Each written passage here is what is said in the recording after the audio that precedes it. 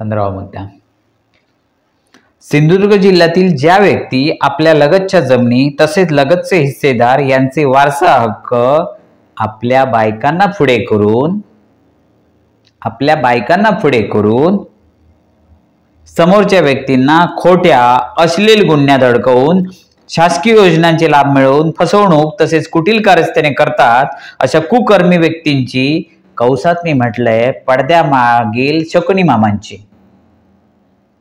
कौस पूर्ण म्हणजेच वाक्य असं होतंय, कुटील कारस्थाने करतात अशा कुकर्मी व्यक्तींची चौकशी करण्यासाठी एक स्वतंत्र शकुनी मामा शोध कक्ष सुरू करावा.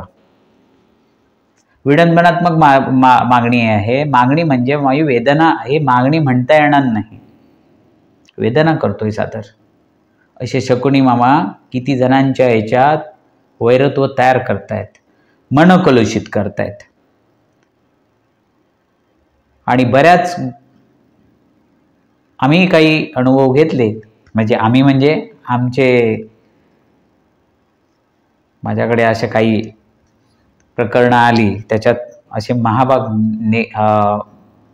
लक्षात आले की आपल्या बायकांना पुढे करतात खोट्या गुन्ह्यात अडकवण्यासाठी समोरच्या पार्टीला आणि जमिनी बळकावतात.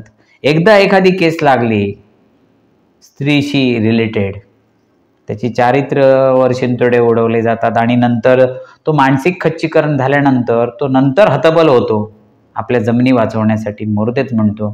त्यांच्या घरातली मुलं सांगतात जाऊ देत, सगळं गेलं तरी चालेल, इज्जत जाता नाही. पण समोरचा त्याला इज्जतीपेक्षा, आपल्या बाईच्या इज्जतीपेक्षा ती आपल्या बाईला पुढे करतो आणि सांगतो असं सांग आणि खोट्या गुन्ह्यात अडकव आणि जमिनी बळकावतो. काय बोलावं. हा होता 15 नंबरचा मुद्दा.